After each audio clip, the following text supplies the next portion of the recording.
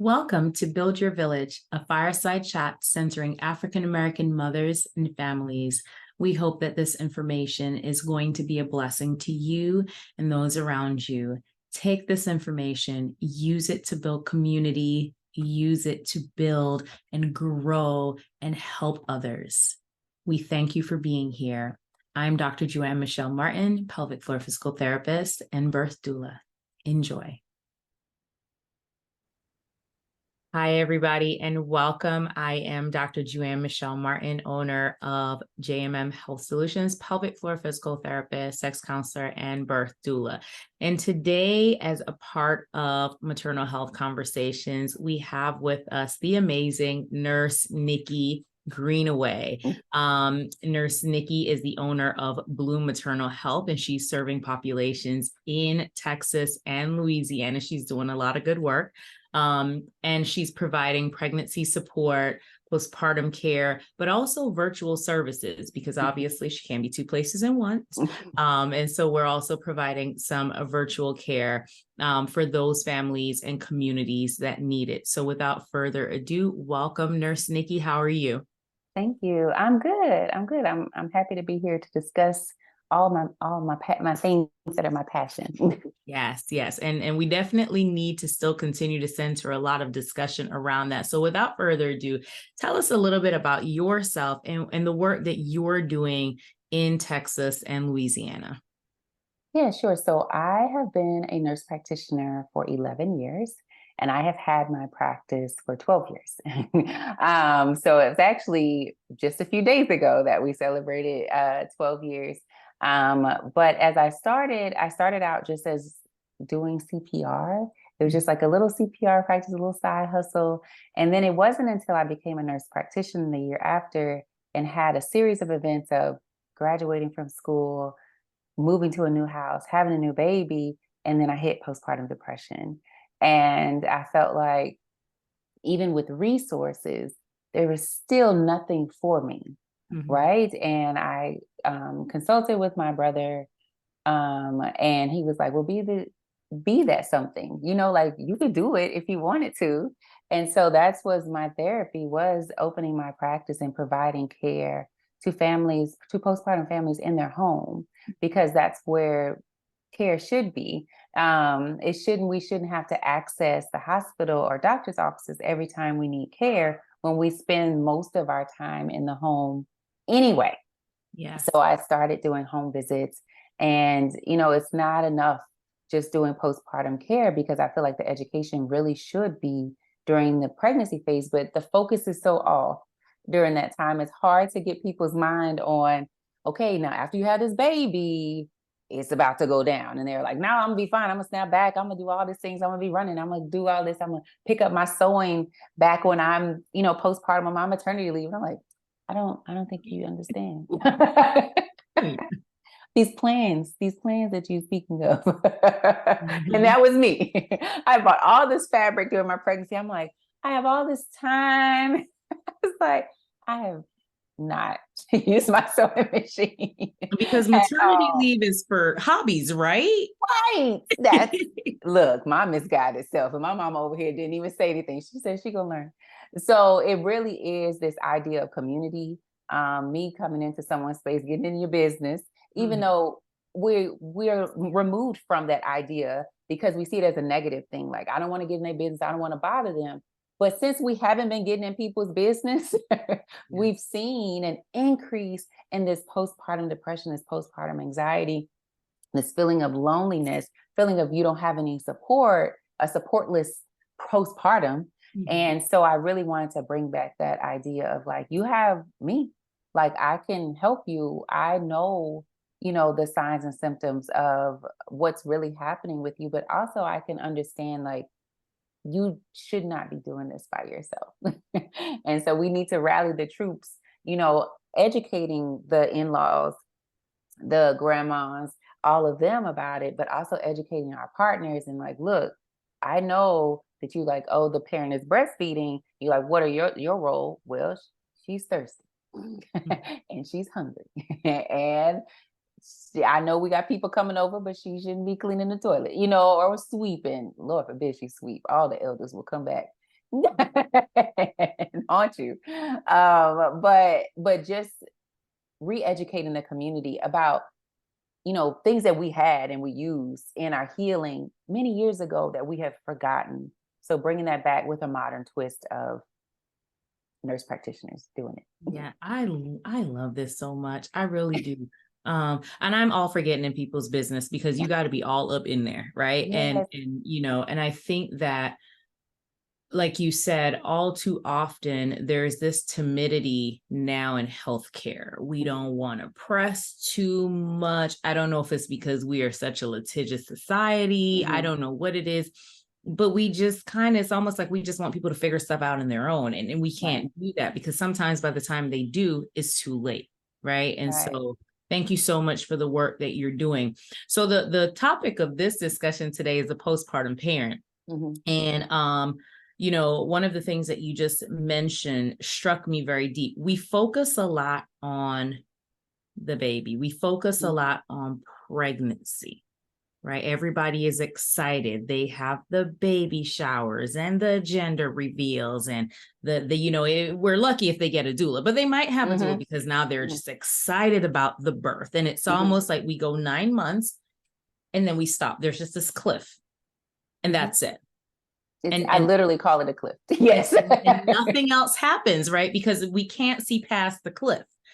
So talk to me a little bit about what needs to happen for that postpartum parent to thrive. What needs to be happening not only for them, but within our general communities as well as it relates to birth and postpartum. The cliff needs to be replaced with a bridge, right? We need to have a bridge. We need to bridge hospital care into the community. So often we want them to re-access the hospital. We want them to re-access their doctor over here, like the doctor and the providers, and everyone just stays over here. When health happens in the home, it happens in the community. So we're going to have to get into the community, but we're also going to have to make it more accessible as far as the information, putting it in ways that people understand.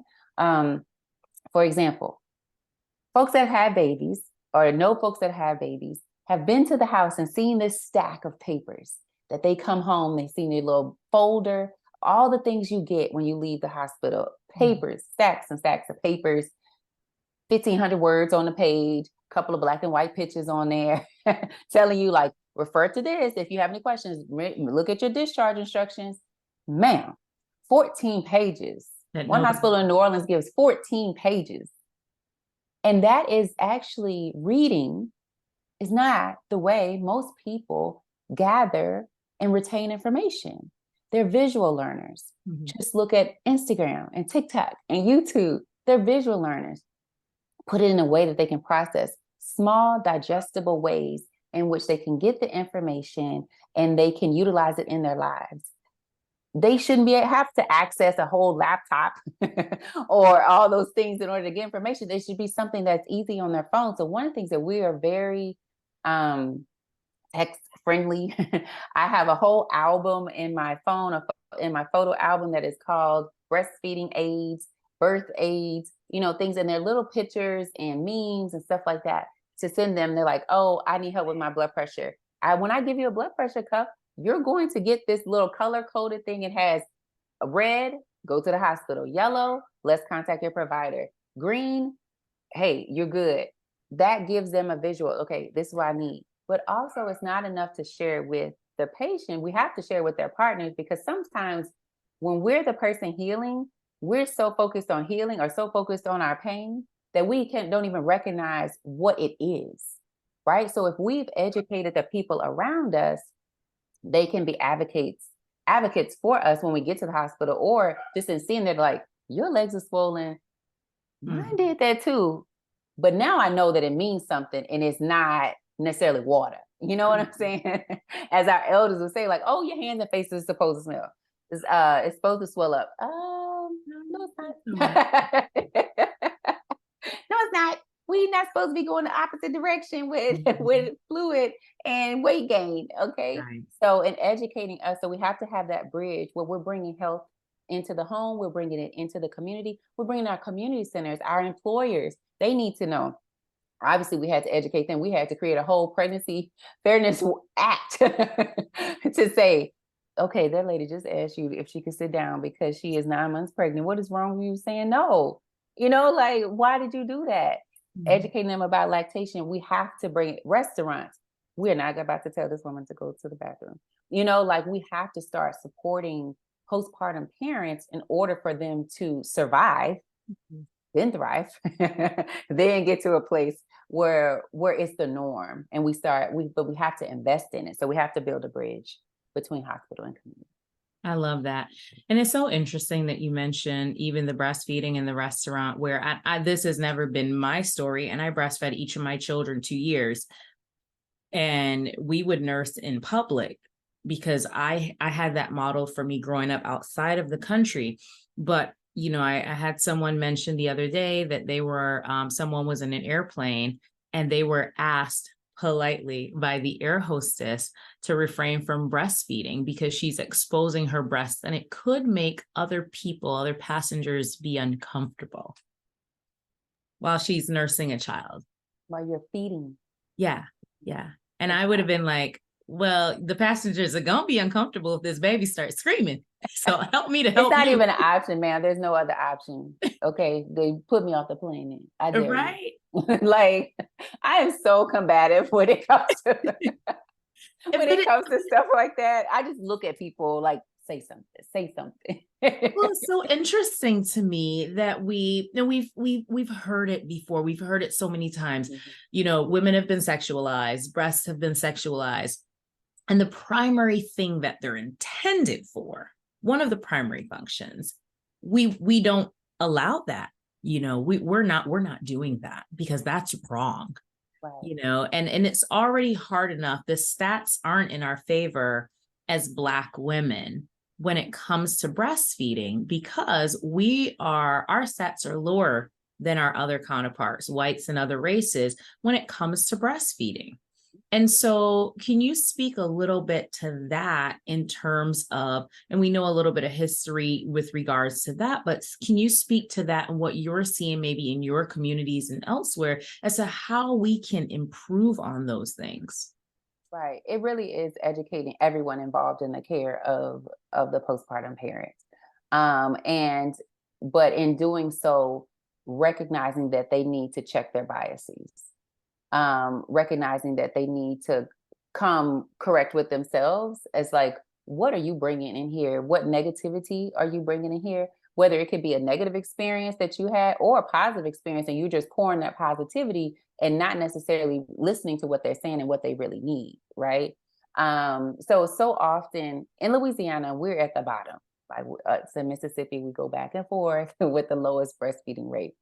It's unfortunate. So when we have people come in and it's like, breast is best, breast, I'm all day for that. Like I love breast milk. I think it's amazing, but I have to recognize where my community is right now. And it's not there yet. So when I say, yes, I'm about to help you out and give you some formulas, because I know, I know that we are, as Rose says, growing a rose from concrete. That's what we are. That is the root system that we're dealing with in Louisiana and in some spots of Texas also. So I can't go in and say breast. I have to meet them where they are. And I think so often we still go so gung-ho because we truly, truly want people to breastfeed. And yes, I do. But you have to understand it from a historical perspective as far as generations and the current history that we're dealing with, whether it's trauma, whether it is education. Because when we think about, especially in Louisiana and in New Orleans, when we think about the rate of poverty, breastfeeding is a privilege. Mm-hmm. And when I'm speaking to a young 16-year-old mother who was a survivor of human trafficking, who is homeless, exclusive breastfeeding is not top of mind. And I have to meet that. I know what I want her to do, but I know I need to figure out, and her plan contains what she can do, mm-hmm. and what is capable. And we can step up. We can go up to maybe baby only getting 2 formulas, but I have to meet them where they are. And that we look over that. We go from breast is best, we go to fed is best. And I don't like either extreme because it's not really person-centered care, to be honest. If we're really looking at the dynamics of who they are and their current situation, what they have access to, what referrals have been made, usually none, sometimes. If we're thinking, like, if I should not, you seeing me, just a random person, I'm talking to you about breastfeeding, or I meet you somewhere, it shouldn't be the first time you've heard of WIC. That shouldn't have been the first time, and I think so often we don't give people the whole story so they can make an informed decision. And like, I met a young lady, she was on her 9th pregnancy.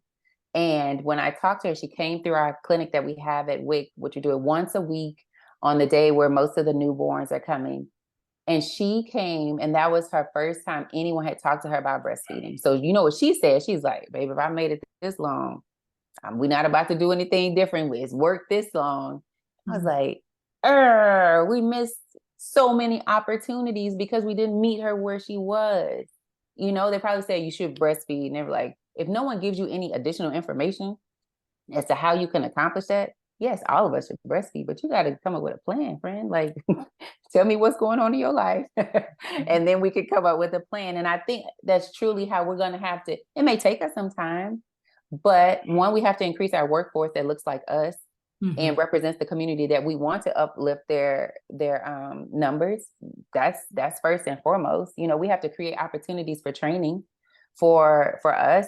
We have to, the people that they're going to be encountering, the providers, the midwives, the doctors, the nurses, even the people that's at the front desk picking up the phone when they call and say, my baby's not doing this, and they can give them valuable information. Everyone has to be trained or retrained. We have to start teaching our providers in their education, nurses and doctors. You can't just know that breastfeeding is good. That can't be your only thing. You got to know more than that. Let's start with the benefits. Let's start with the benefits for the baby. Let's start about the benefits for the parent. Let's talk about how to latch. Let's talk about not spreading myths that, oh yeah, it's supposed to hurt. If you can get past the first 2 weeks, it's supposed to hurt. No.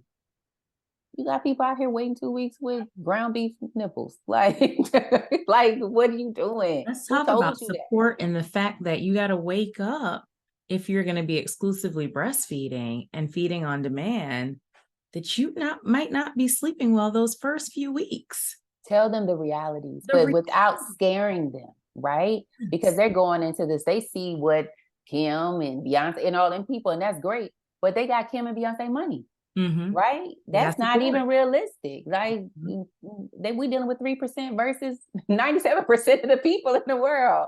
This is how we're doing this. So telling you the reality of it, and you may be blessed enough to have a night nurse or a postpartum doula or your mother-in-law, your mother, someone to help you in your home. But know this, number one, supported parents thrive. We cannot accomplish our goals sometimes to the way in which we probably wanted to by ourselves. Okay. Secondly, we have to have education. We have to know the yes, the no's and the maybe so's of what's going to happen during this postpartum period. That it's not just about this baby getting to their 72-hour appointment, but it's also about me healing in the process. And that while I'm doing osmosis with this child with my milk and my lips are dry, and I'm gonna get a UTI if I don't drink water because I'm literally taking stuff off of my body. Like, you need to know about those things, not as scare tactics, but like, look, here's the things you're supposed to be doing. Other things can happen if you don't. So talking about this is what day 1, day 2, break it down, and then making yourself accessible. Like, accessible care should not be getting an appointment, a next day appointment with your doctor where you have to go in. That's not actually not accessible when I'm a 24-hour, 48-hour postpartum parent. Right? We have a parent text line. Text that number anytime. We get texts all the time. So, Nurse Nikki, here's the deal. This is what's happening. And they know from 8 a.m. in the morning to 10 p.m. at night, Monday through Saturday, that somebody is going to respond to their text. And that's the way. And they're like, I'm so glad, because my doctor would have taken them forever. Just to know, like, is this medication safe? So we having accessible care, having knowledgeable care, evidence-based knowledgeable care, but ultra culturally congruent care Is is that what's one going more to help. time? Culturally congruent Yes. care is going to increase our numbers. Yeah. Oh my gosh. We need to blast this. We need to blast this for all the world because it sounds so simple. It sounds like common sense. It sounds like, yeah, It's simple math. why shouldn't we do that? It makes sense. It's simple math, but And nobody then you wants to sit fund down it, and you go, right? well, why are we not doing it? You know, and you get so frustrated because you know, like this should be done. It's not rocket science.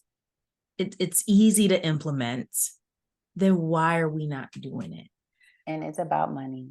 Mhm. It's about the fact that we don't see an immediate return on investment when we invest in mamas and babies. But we know when we do see that return on investment, it is much bigger than any orthopedic surgery you could do, any heart surgery you can do, or anything. Like when you invest in mamas and babies, you're investing in communities and the longevity and the health of the community. But people don't see that. They're like, you can't do that. You would think that folks would want better ratings, you know, like you don't want to be known as the hospital or the practice where mamas and babies go to die. You would think that's enough, but it's not. There's no dollar amount with that. Right. So, and people tell me all the time, your practice is so novel. It's so amazing. Like, I wish I knew about you when I had a baby. Would you have used the service? Or would I still have to convince you that you needed it? Because I do it often. I do it often. And it just started picking up with like people like, oh, I need postpartum care. But why do I need it from? Why did my insurance pay for it, baby? I can't explain to you why insurance companies don't pay for what they know to be preventative. Mm-hmm. They'd rather have you go back to the ER with blood pressure 160 over 110 and get like, why would you want to have to pay for that when you could just pay for me to go to this house and say, you know what? We can get this under control here, where you don't have to leave your children and have to find someone to take care of them because now the hospital don't let you take the baby that you gave birth to with you to Well, the hospital. people don't see it. People hear, I've got to pay for this. Mm-hmm. Let's say we got to pay $200 for Nurse Nikki to come to the house. Mm-hmm. Oh my God, it's $200. Well, if you go to the emergency room, you can't take the kids. And if you got more than one kid, we got to pay for childcare. Well, your childcare already surpassed $200 for the time you're in there because you're going to spend most of it sitting in the waiting room in the ER. Yes, and Before that you deductible. That's before you even get your toe in yeah, the ER door. You got to pay a $250 deductible. you got to pay a deductible. You got to do this. You got to just get Nikki in there. You know what I mean? And Right. again, we don't talk.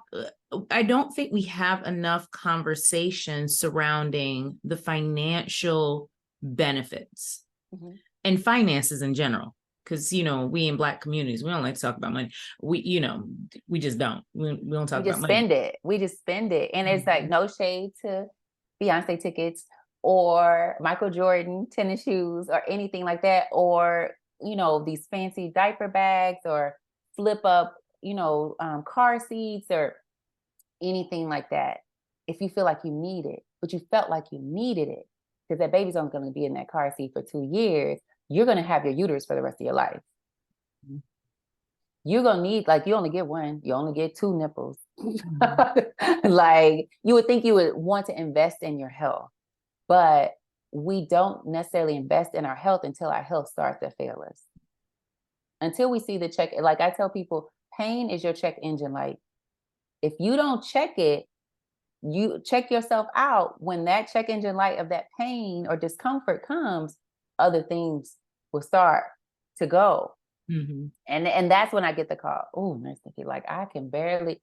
I want to come do preventative visits. I love when you say I come, you like, actually nothing's wrong. I just want to come check on things, and just educate, because education gets you so far in every facet of your life. But with maternal health, it's either people are gatekeeping the information or folks aren't given enough or it's not accessible. And I just don't understand why we don't invest in that more, making sure that it's dispersed evenly and equitably. And so. Yeah. Oh, man. We definitely need to have more conversations surrounding that. And we just, now life seems so different, right? Post pandemic life. It's like BC and AC, like before COVID and after COVID. Like, yes, indeed. What was it? I mean, 2019 seems so long ago. So long ago, and it was like, oh yeah, life was good back then, back in the old days. So what are you seeing now in terms of maternal health in your communities post pandemic? Have there been major changes and disruptions? Have there been positives? Have there been negatives? What are you seeing? So I see that folks now know, right? It was kind of like before the COVID, you knew, but you didn't really know. So now you know, because we were sitting idle. We had, huge accessibility issues as far as maternal care. People not being, if we were going to be discriminated before, you were giving me barely information before. You surely gave me even less now if I had to leave the hospital in 24 hours. As far as community resources, who had access and who didn't, during this time. So now it's the age of enlightenment. Like, all of these things. You have all of this money, and yet it's not being allocated properly. I feel like this is the worst of times right now, is because we know what needs to be done, but people want to do it their way.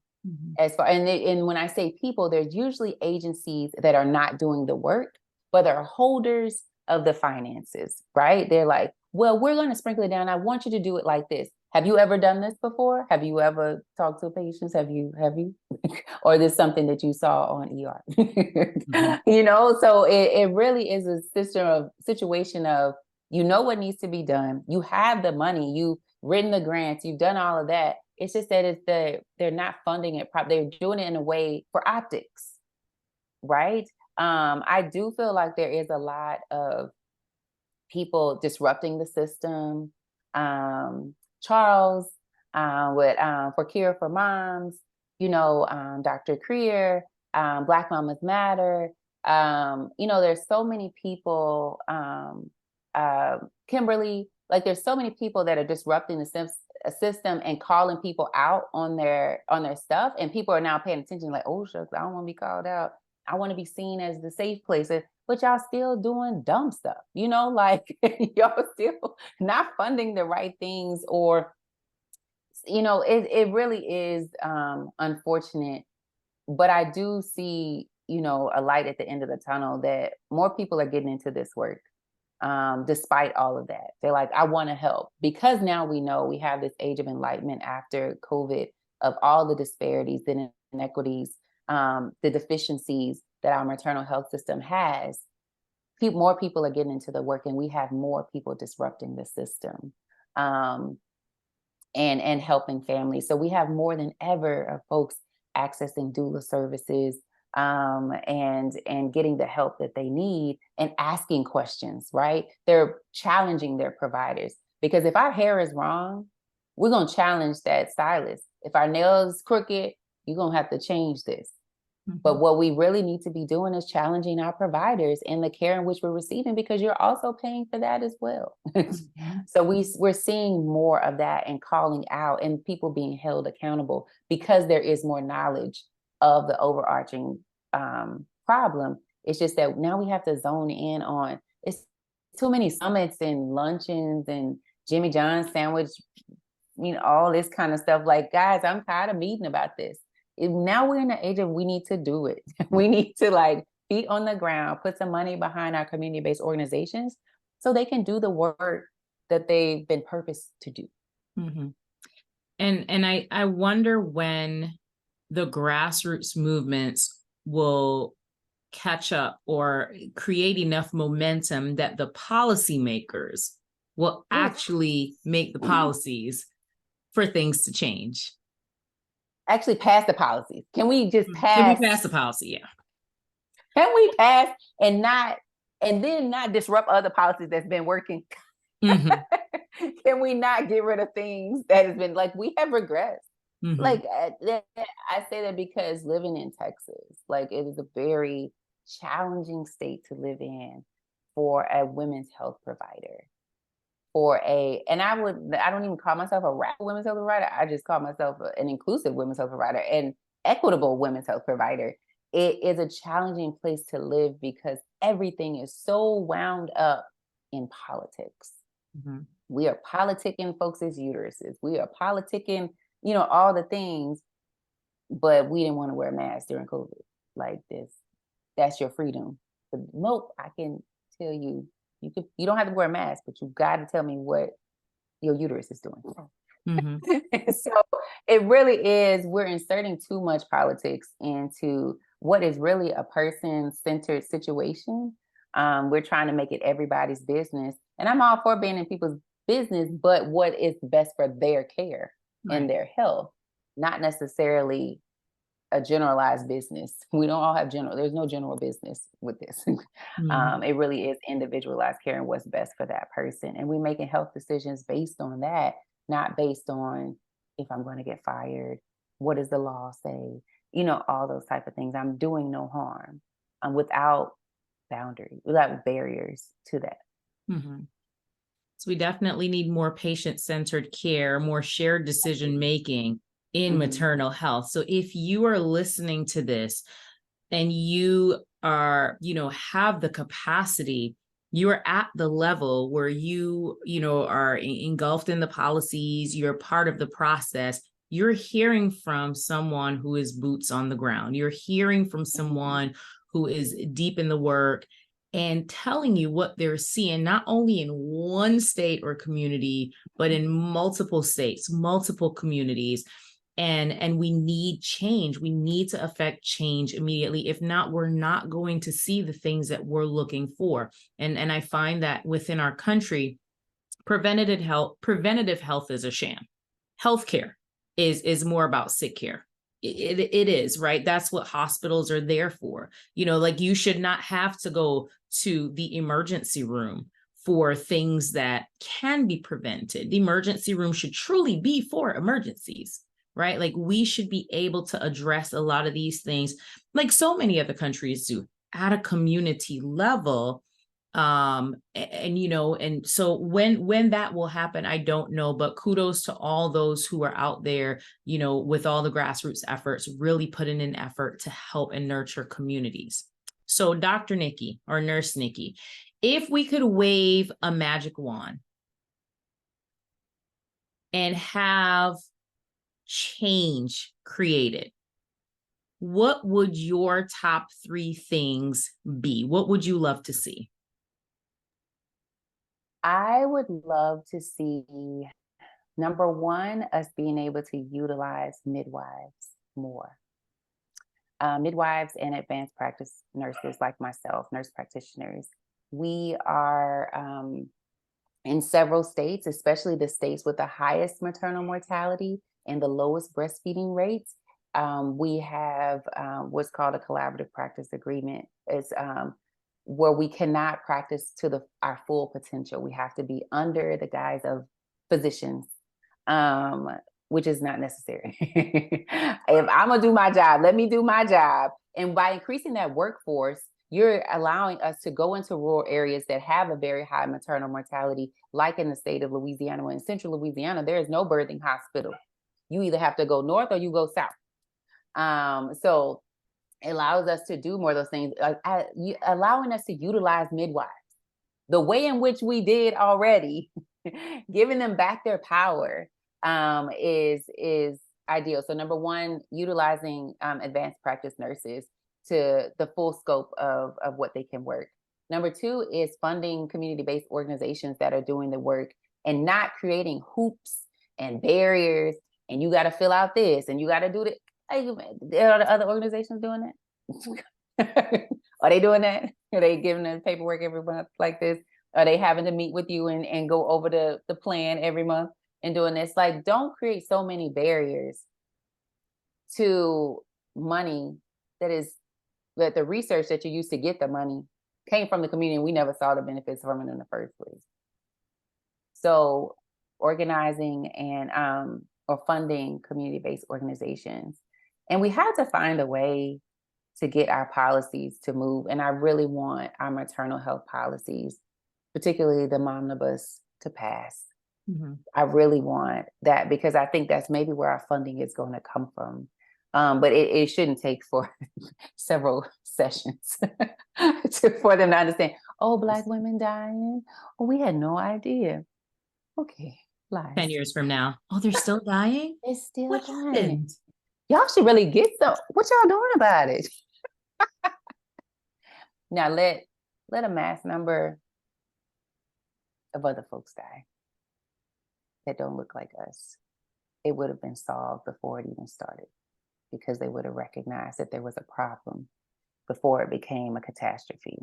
Mhm. And that before women said, I don't want to give birth in the hospital because it's scary there. I heard morbidities happen. We've gotten to the point where we have mass mortalities and it's still happening. Everybody's like, I don't know what's happening. I don't know why it's happening. Are you sure it's racism? So I hope that we can, by the momnibus passing, that we can shed some light on the truth tellers, the truth telling that's been happening. Well, I thank you so much for this information. Again, if you are hearing this, you are watching this, I hope that you have listened to all the gems that Nurse Nikki has shared. I hope that you, if you are in a capacity to affect change, please don't hesitate. Reach out to those organizations within your community. If you're a clinician, how can you help? Talk to the people in the community doing the work. If you work inside of a hospital, birth doesn't stop, or perinatal care doesn't stop because they left the hospital. It in essence is an extension of the hospital. So what can you do in the community? How can hospitals have a collaborative relationship with those within the communities, right? If you are a policymaker or if you have the potential to create change in that arena, what can you do? Who can you help? All these types of things. What organizations can you sponsor? There's so many organizations and nonprofits that just do simple things like help parents with diapers, or help parents with formula, or something. I remember when we had the formula shortage, it was amazing seeing communities come together, because if not for the communities, there would have been a lot of people and a lot of babies suffering and struggling, and it was amazing to see, but it was the communities that came together. It was the communities because the federal government was perplexed and confused. Oh, don't buy anything from other countries because it's not FDA approved. Bro, this is how we got in this situation in the first place. So I think their formula is actually more approved than our formula. Yeah. So let's not knock it, okay? But it really was the dissemination of real truths in our communities, like, hey, I got this, and them working together as the village that they are. And it was so great to see. And if we could just have that on an everyday basis, us helping each other and mothering each other, not in a way that is stepping on toes in your independence, but in a way that just uplifting and like, I got you because this is hard. But it can be joyful. And I want, by us working together, we can see the joy in Black mothers thriving. So absolutely. So how do we find you? How do people find you? You're amazing. They want to work with you. They've seen this. I didn't even know she was in Texas. We're in Texas. Like, I didn't even know she was in Louisiana. I didn't even know we had people this dope there. Like, where are you at? How do people find you? Thank you. I am in Houston, Texas. So I live in Houston, Texas, but I'm licensed in Texas, Louisiana, and now Virginia. So my Louisiana and Virginia folks can work with me virtually through they can do pregnancy support. We have this birth planning workshop that we do, which is really dope, to get you through all of your the interventions and the labor things and all that. And then postpartum virtual. We do our care up until 1 year because 6 weeks don't mean nothing to me. It don't mean anything to a whole lot of providers. It shouldn't. So we do provide our care up to 1 year post-birth. But I'm on Instagram at Nurse Nikki NP. Our website is bloommaternalhealth.org. And I'm happy to help and guide people to resources because Nikisha Killings and I, we have a directory of the Black lactation consultants. we can dive into there and find someone for people that they need lactation support throughout the United States, where we really want people to get the care that they really need when they need it the most, not when the government, local, state, or federal decide to give it. Yeah, absolutely. Well, I am so eternally grateful for being a part of this and being able to interview you and have your message reach so many more people. We definitely need it. We need it in our communities. We need it in maternal health. We need it beyond, where we are. And I hope that not only the current generation of birthing persons, but the next generation. I've got 2 daughters and a son, right? They're going to need this information. And I'm so grateful that, persons like yourself exist, organizations like Bloom Maternal Health exist, so that we can continue to uplift our communities and uplift families, because it's not just the baby and the mom, it's families. And we're helping them to grow and thrive and continue to flourish. So I thank you so, so much for your work, and for this amazing opportunity to just learn more about you and what you're already doing. Thank you so much for having me. I enjoy talking about it, as y'all can see, but I hope that it inspires others to just take action, because I can't do it by myself. I don't want to do it by myself. I love doing it in community and having others to refer to, because we all have our unique gifts that we can give back to our community.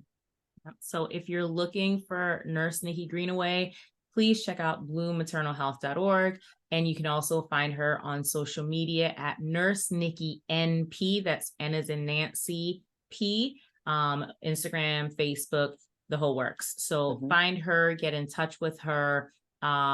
Yeah, and let's start working on your own perinatal journey. So until next time, thank you all so much for tuning in, and we'll see you soon.